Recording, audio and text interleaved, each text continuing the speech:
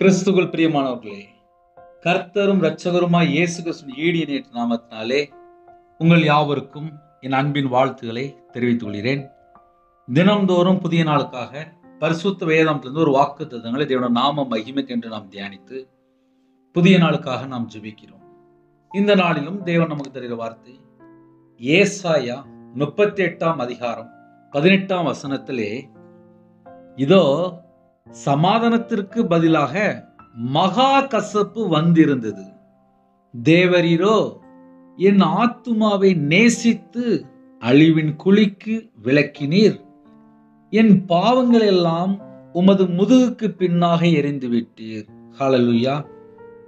கிறிஸ்துவுக்குள் பிரியமானவர்களே, இன்னைக்கு உள்ள ஒரு வாக்குத்தத்தம் மிகவும் அருமையான வாக்குத்தத்தம். என் பாவங்கள் எல்லாம் உமது முதுகுக்கு பின்னாக எறிந்து விட்டீர் என்று எழுதப்பட்டிருக்கு. எந்த மாதிரி சூழ்நிலை என்று பார்க்கும்போது, சமாதானத்துக்கு பதிலாக மகா கசப்பு வந்திருந்தது. சில குடும்பத்திலே வாழ்றதை விட செத்து போயிரலாம் அப்படிம்பாங்க. இப்படியே சொல்லுவாங்க. ஒரு குடும்பத்தில் ஒரு ஜெபக்குறிப்பு வந்துச்சு, 10 கோடி கடன் இருக்கு அப்படின்னாங்க. அப்ப என்ன அர்த்தம் அப்படின்னா, நிம்மதியே இருக்காது.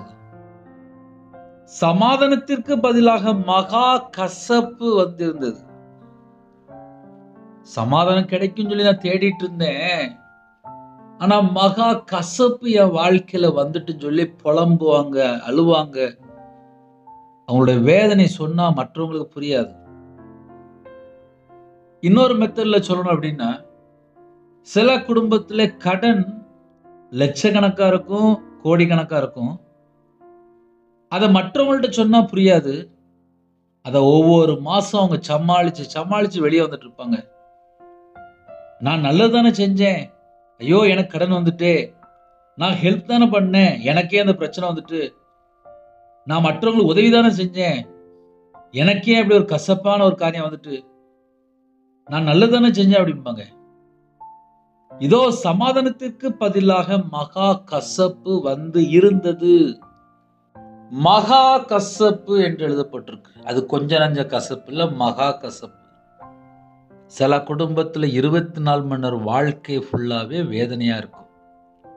அதை எப்படி சொன்னா ஈஸியா புரியும் அப்படின்னா, கல்யாணம் முடிச்சு கொஞ்ச நாள் நல்லதான் இருப்பாங்க. அதுக்கப்புறம் பார்த்தா, என்னடா வாழ்க்கையே இப்படி ஆயிப்போச்சே அப்படின்னு சொல்லி வேதனையோடு வாழ்ந்துட்டு இருப்பாங்க. மகா கசப்போடு வாழ்ந்துட்டு இருப்பாங்க. சில குடும்பத்திலே கணவர் இல்லாம இருப்பாங்க, சில குடும்பத்திலே தனிமையில் இருப்பாங்க, சில குடும்பத்தில் டைவர்ஸ் அளவுக்கு பிரச்சனை ஓடிட்டு இருக்கும், சில குடும்பத்தில் வீட்டில் யாராவது சின்ன சின்ன பிரச்சனை இருக்கும். ஏதோ ஒரு காரியத்தில், வேலைக்கோ இல்லை வெளியில போன இடத்துலையோ, ஏதோ ஒரு இடத்துல, அது ஃப்ரெண்டா இருக்கலாம், தேவையில்லாம யார்ட்டையோ பழகிருப்பாங்க. இதோ சமாதானத்திற்கு பதிலாக, அந்த வேர்டை நீங்க நல்லா கவனிக்கணும், சமாதானத்திற்கு பதிலாக மகா கசப்பு வந்து இருந்தது அப்படின்னா வந்து இருந்தது. ஆனால் தேவரீரோ என் ஆத்துமாவை நேசித்து. நம்முடைய தேவன் எப்படிப்பட்ட தேவன் என்று பார்க்கும்போது, நம்முடைய ஆத்துமாவை நேசிக்கிற தேவன். நம்முடைய ஆத்துமாவை நேசித்து, அந்த வேர்டெல்லாம் ரொம்ப முக்கியம். அழிவின் குழிக்கு விலக்கினார் என்று எழுதப்பட்டிருக்கு. அழிவின் குழிக்கு அப்படின்னா, பாவம் செய்யற ஆத்துமா சாகும். ஒரு மனுஷன் பாவத்திலே தொடர்ந்து இருக்கும்போது ஆத்துமா செத்து போன நிலைமை. சில குடும்பத்திலே இப்ப என்ன நடக்கும் அப்படின்னா, இஷ்டம் போல வாழ ஆரம்பிச்சாச்சு. இஷ்டம் போல வாழும்போது என்ன நடக்கும் அப்படின்னா, ஆத்துமா செத்து போன நிலைமை. ஒரு மனுஷனுடைய வாழ்க்கையிலே ஆத்துமா செத்து போன நிலைமையில இருக்கும்போது எப்படி சமாதானம் இருக்கும்? எசேக்கியேல் 18ஆம் அதிகாரம் 4ஆம் வசனத்துல எழுதப்பட்டிருக்கு, பாவம் செய்கிற ஆத்துமாவோ சாகும். அப்ப ஆத்துமா செத்து போன நிலைமையில இருக்கும்போது எப்படி சமாதானம் இருக்கும்? இப்ப நானே இருக்கேன், பாவம் செஞ்சுட்டே இருக்கேன், பாவம் செய்கிற ஆத்துமா சாகும் என்று எழுதப்பட்டிருக்கு. என் ஆத்துமா செத்து போன நிலைமையில இருக்கும்போது என் ஆத்துமாவில் எப்படி சமாதானம் இருக்கும்? நீங்களே யோசித்து பாருங்களேன். இப்ப நம்ம தினம்தோறும் ஒரு வாக்குத்தத்தம் கேட்கிறோம். நம்ம ஆத்துமா உயிர்ப்பிக்கப்படணும். பாவம் செய்யற ஆத்துமா சாகும் அப்படின்னா ஏதோ ஒரு காரியத்திலே பாவம் செஞ்சு ஆத்துமா செத்து போன நிலைமையில இருக்கும். அவங்க இதயத்துல பார்த்தா சமாதானம் இருக்காது, நிம்மதியும் இருக்காது. என்னமோ நான் வாழ்ந்துட்டு இருக்கேன் அப்படின்னு சொல்லுவாங்க. ஆனால் இன்னைக்குள்ள செய்தி என்ன தெரியுமா? தேவரீரோ என் ஆத்துமாவை நேசித்து, நம்ம ஆத்துமாவை நேசிக்கிற தேவன் உண்டு. இதோ எல்லா ஆத்துமாக்களும் என்னுடையவைகள் என்கிறார். எல்லா ஆத்துமாக்களும் என்னுடையவைகள். அதனாலதான் சொல்றாரு, பாவம் செய்யற ஆத்துமா செத்து போயிருப்பா அப்படிங்கிறாரு. அப்படி சொன்ன தேவன் தான் இந்த நாளிலும் நமக்கு ஒரு வாக்குத்தத்தம் செய்கிறார். என் பாவங்கள் எல்லாம் உமது முதுகுக்கு பின்னாக எரிந்து விட்டீர். காரணம் என்ன? நம்ம ஆத்துமாவை நேசிக்கிற தேவன். ஒரு பாவி மனம் திரும்பினால் பரலோகத்துல மிகுந்த சந்தோஷம். ஒரு பாவி மனம் திரும்பினா என்ன செய்யணும்? அவனுடைய பாவம் மன்னிக்கப்படணும். அவனுடைய பாவம் மன்னிக்கப்பட்டாதான் மனம் திரும்பி தேவனுக்காக வாழ முடியும். இன்னைக்கு நிறைய குடும்பத்துல பாவத்தோடய வாழ்ந்துட்டு இருக்காங்க, அக்கிரமத்தோடய வாழ்ந்துட்டு இருக்காங்க. மனம் திரும்பினா மட்டும்தான் சந்தோஷம் இருக்கும், சமாதானம் இருக்கும். என் வாழ்க்கையில நான் பாவத்துல வாழ்ந்திருக்கேன், நிம்மதியே இருக்காது, சமாதானமே இருக்காது.